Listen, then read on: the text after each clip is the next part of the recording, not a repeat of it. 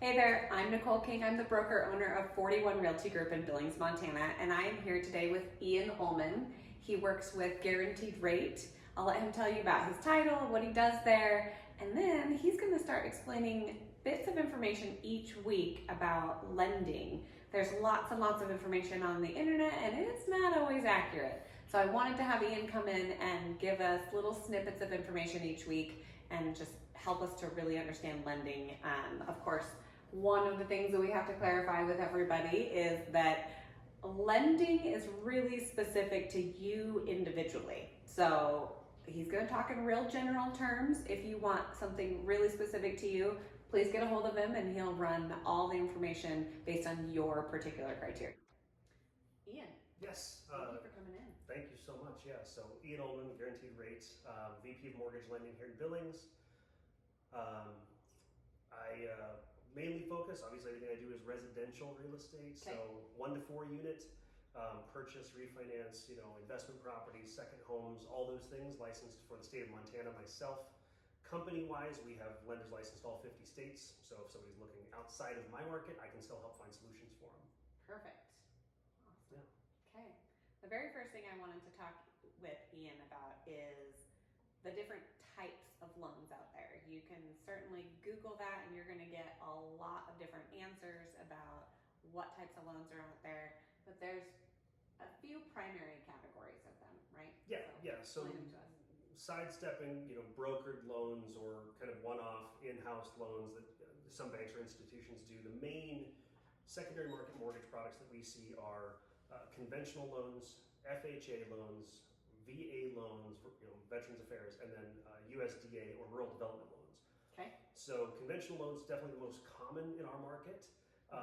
That's your kind of most lenient appraisal standards. Usually it's good income, good credit, pretty solid home buyers for those most times, and they're, I don't want to say the easiest for our side of things, but it's pretty straightforward. It's all underwritten to Fannie Mae, Freddie Mac guidelines for the most part. Okay. VA loans, I'm going to go in a different order now that I think about it. VA loans, Veterans Affairs, obviously military veterans. Okay. There are some restrictions on how long of service, what type of service to qualify for VA eligibility, so that's a conversation we can have at some point. Okay. Does it have to be somebody who's out of the military already, or can they still be an active service? They can be active duty or retired or reservist. Okay. Yeah. Okay. Or surviving spouses also are potentially eligible. Oh, okay. So that's a piece there.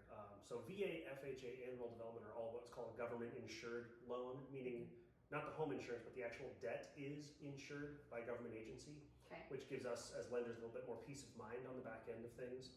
Sure. So that's VA. Rural development, for our purposes in Billings market, is generically anything outside of Billings city limits most likely qualifies for rural development. As we sit today, Lockwood and Laurel qualify. USDA actually has an eligibility map where you punch an address, it'll tell you if the property fits that box or not. That you have access to. It's not like the general public can go out there and search that Correct, map, right. that kind of thing. May be able to through the USDA website, but it would take some work to find it. Okay. So easier to just get a hold of your lender to look that up. Absolutely. And then similarly with an FHA loan, also government insured. FHA is a bit more lenient on like the credit side of things and the debt to income side of things, but is also more stringent on property condition Yes. side of things. Peeling paint is our most common conversation around FHA appraisals. That's right. Cracked and broken windows. That Cracked, kind of broken stuff. windows, Yeah. all the things safe, sound, and secure. Okay. Yeah. Perfect. And all the different criteria across those varies, right? Like they each have their own criteria that is federally set. It's not like you just are saying this is what applies for this borrower, right? Correct. You're looking at guidelines that are already set for you. Correct. So Okay. the most common investors for conventionals is Fannie Mae, Freddie Mac. Okay. They have their own set guidelines. Through actual federal statute, VA, FHA, and RD guidelines are set. On top of that, and this will be probably a topic for another video maybe, there are things that are called overlays. Yep. So the FHA insures the loan, they don't make the loan. So there's investors who then buy that loan on the back end. And so investors may be, for example, FHA says a minimum of X credit score. An investor might say, we like to be a bit more conservative than that. Okay. So it's what we call an overlay.